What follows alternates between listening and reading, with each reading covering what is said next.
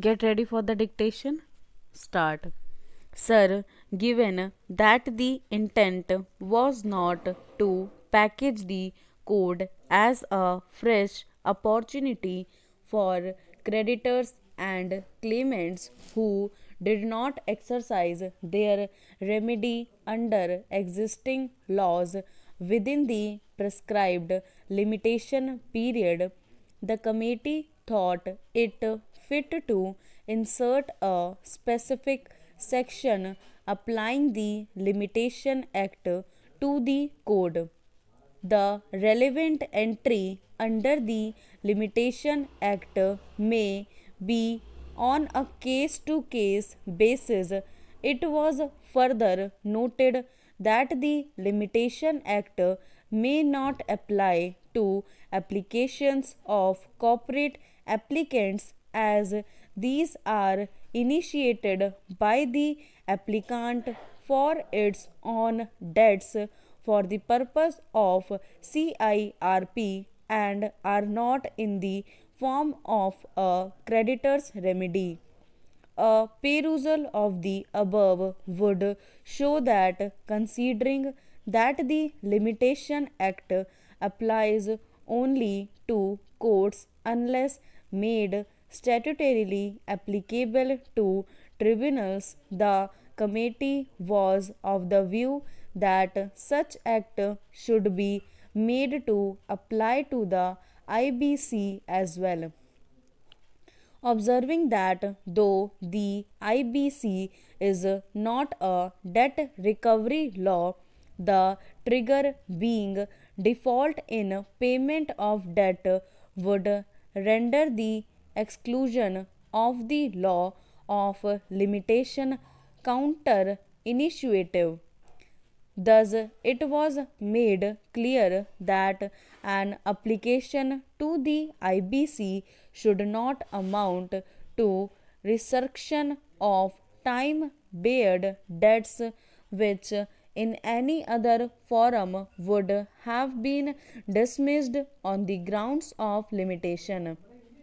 From the above, it is clear that the principle of Section 9 of the Limitation Act is to be strictly adhered to, namely, that when time begins to run, it cannot be halted except by a process known to law.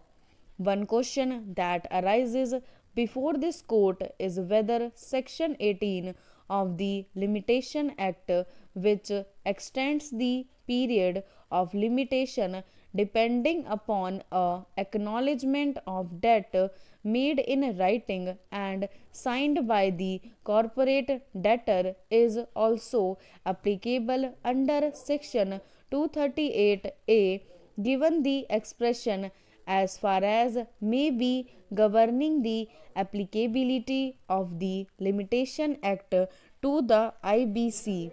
The aforesaid question is no longer valid as to recent judgments of this court have applied the provisions of Section 14 and Section 18 of the Limitation Act to the IBC.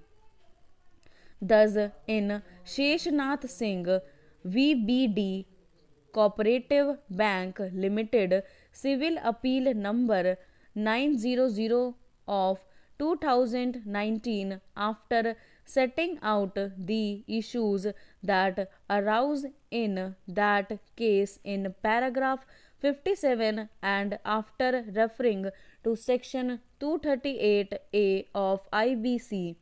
Similarly, under Section 18 of the Limitation Act, an acknowledgement of present subsisting liability made in writing in respect of any right claimed by the opposite party and signed by the party against whom the right is claimed has the effect of commencing of a fresh period of limitation from the date on which the acknowledgement is signed. However, the acknowledgement must be made before the period of limitation expires. As observed above, Section 238A of the IBC makes the provisions of the Limitation Act as far as may be applicable to proceedings before the NCLT and the NCLAT. The IBC does not exclude the application of Section 6 or 14 or 18 or any other provision of the Limitation Act to proceedings under the IBC in the NCLT. All the provisions of the Limitation Act are applicable to proceedings in the NCLT to the extent feasible. We see no reason why Section 14 or 18 of the Limitation Act 1963 should not apply to proceeding under Section 7 or Section 9 of the IBC. Of course, Section 18 of the Limitation Act is not attracted in this case, since the impugned order of the NCLAT does not proceed on the basis of any acknowledgement.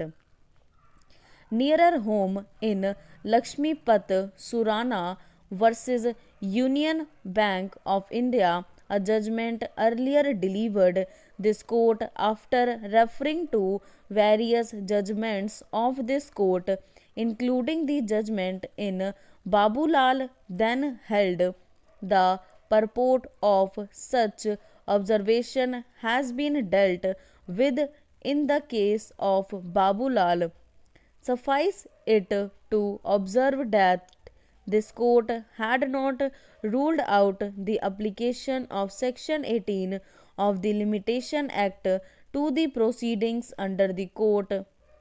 If the fact situation of the case so warrants, considering that the purport of Section 238A of the Code as enacted is clarifactory in nature and being a procedural law had been given retrospective effect, which included application of the provisions of the Limitation Act on case to case basis. Indeed, the purport of amendment in the code was not to reopen or revive the time-barred debts under the Limitation Act. At the same time, accrual of a fresh period of limitation in terms of Section 18 of the Limitation Act is on its own under that Act. It will not be a case of giving new lease to time-barred debts under the existing law as such. Notably, the provisions of Limitation Act have been made applicable to the proceedings under the code as far as may be applicable. Stop.